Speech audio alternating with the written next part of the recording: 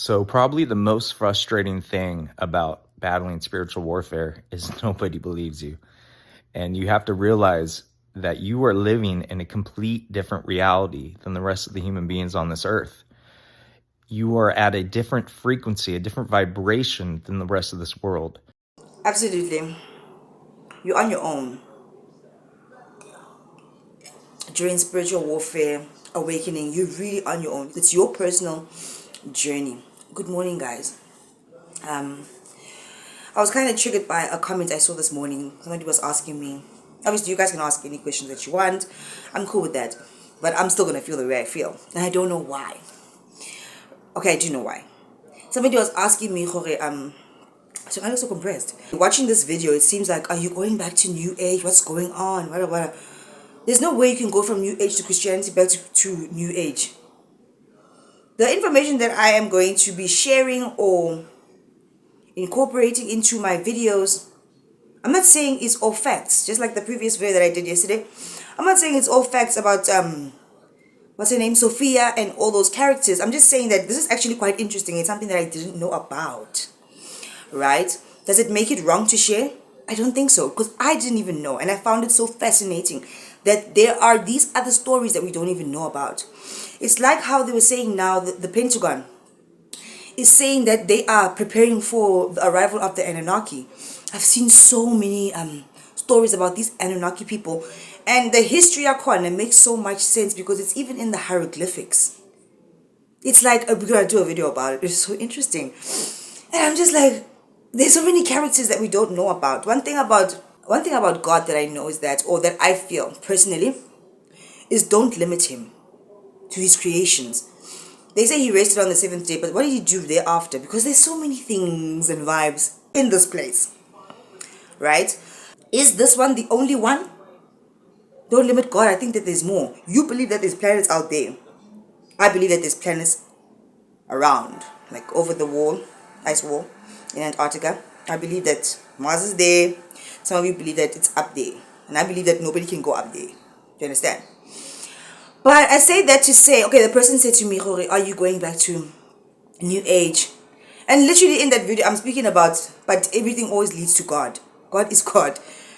And I never want you guys to now get confused with what I'm saying.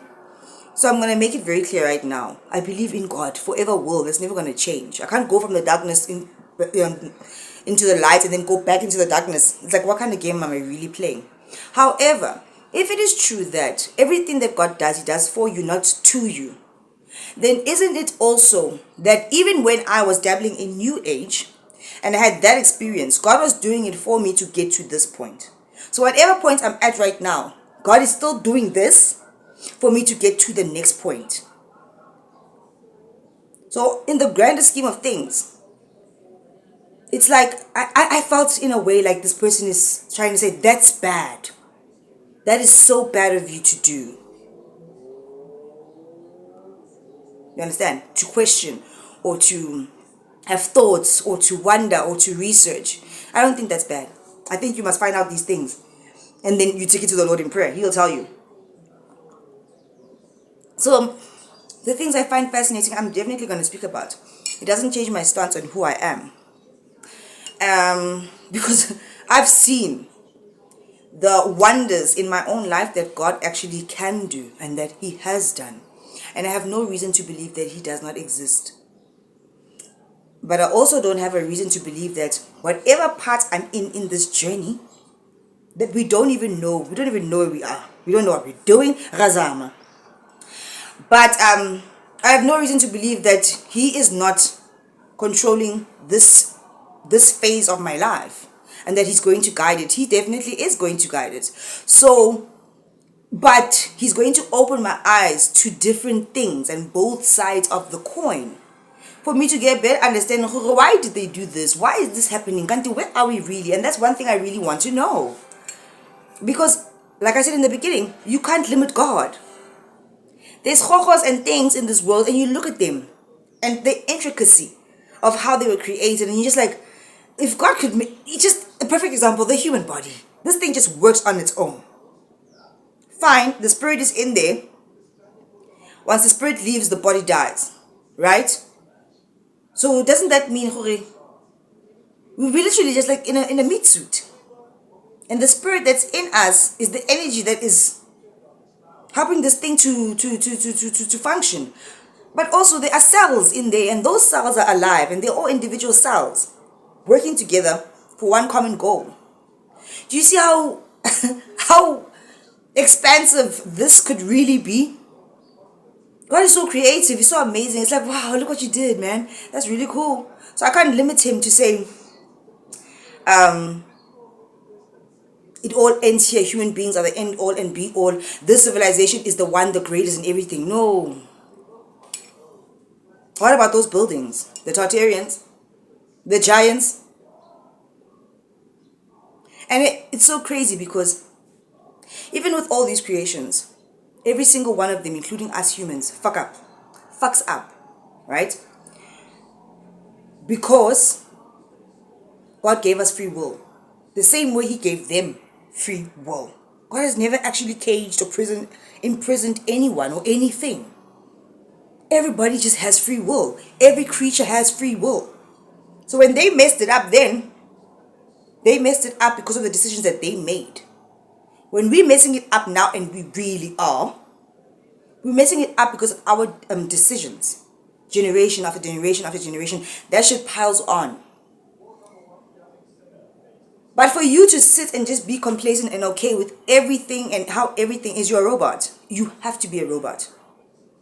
To never question or to wonder or to find out new interesting things out there. Not to say that you are going to stick to that and you're going to believe it and make that your whole entire personality. No, be who you want to be. God gave you free will. But with whatever it is that you learn in this world, God is still going to steer you and guide you, and you still have choices to make. Everything is happening for you, not to you. You have a choice. That's the thing. You actually have a choice. So as bad as everything is, it can also be that great if you look at it from that perspective. You understand what I mean? So it's not like, no, you're naughty. That's the one thing I really don't want to do anymore, is that judgment. Where you see somebody doing something online and you just like, okay, give your opinions. I'm okay with that. But like, I just feel it's, especially when it comes to people's personal lives. If it's a topic about maybe like the Afrikaners leaving, I think that's something that we can all join in. Topics like that. When the topic is focus on an individual specifically and how bad they're doing this and this. I'm so tired of that. I really am. Because when they did it, they didn't think it was going to be bad until it was bad. Now, once they get found out, things start to come out. How bad is it really? Because that's an opportunity for them to start to learn and grow from the bad thing that they did. Isn't that how we learned and grow? How we learn and grow? To do the bad thing. Put your finger there. Now you know it burns. I'm not going to put my finger there anymore. God gives us that opportunity to make those mistakes. It's because it's for us. To learn and grow. Do you get it? Nobody can be straight. Life is not just straight. It is so crooked. Nobody can be perfect. No one. What is that anyway? What is perfection? Because the ones that are perfect sit up in their homes depressed. Because why? They can't really express and be themselves. I'm not saying express yourself and go kill people now. Steal them. I don't do that. That's a bit weird. That's going too far. You know what I mean? But I'm just saying, these people that are making these mistakes that we are judging on a daily basis, gossiping about on a daily basis, it's okay for them to make these mistakes. And you know what? It sucks that their shit comes out. Why do we care? Because we're making our mistakes in the dark and nobody gets to see that. Imagine if it was you. Like, and everybody's just like, ooh, tell us more. The tea is like, oh. It's okay to make mistakes. Because God does give you a chance to rectify them. And through your mistakes is where you will learn. I just had to say that right now. Because it was like, when I saw that comment and then I saw this video that I just saw now, it was like, oh, yeah. It's okay to try and fail. Because if you didn't try, you already failed. Not making a decision is making a decision. Either way. You see how life goes. It's quite exciting because God is clever in that way. He covers every single base, and then He gives you an opportunity in every single scenario. You will never get it perfect. You are trying to stop doing this, going there, seeing that person, taking that substance, and it's so hard. You have a choice. You have a choice. But it will never be perfect. Because even when you stop there, stop that particular thing, stop seeing that person, stop going to that place, and you think that, oh, if I do this, everything is going to be hunky-dory, my whole life is going to be smooth sailing. It's not. There's going to be another curve. Because there's always something chopping and changing. It's not linear. Sorry, I'm drinking coffee. Got coffee on my tongue. This is my second cup. I always have 2 cups in the morning. First thing, because let me tell you, this is going to send you to the ladies. And you're going to do your thing first thing in the morning. You know what thing I'm talking about. Right? Anyway. Yeah. I'll see you guys in the next video. Bye. I'm going to go edit.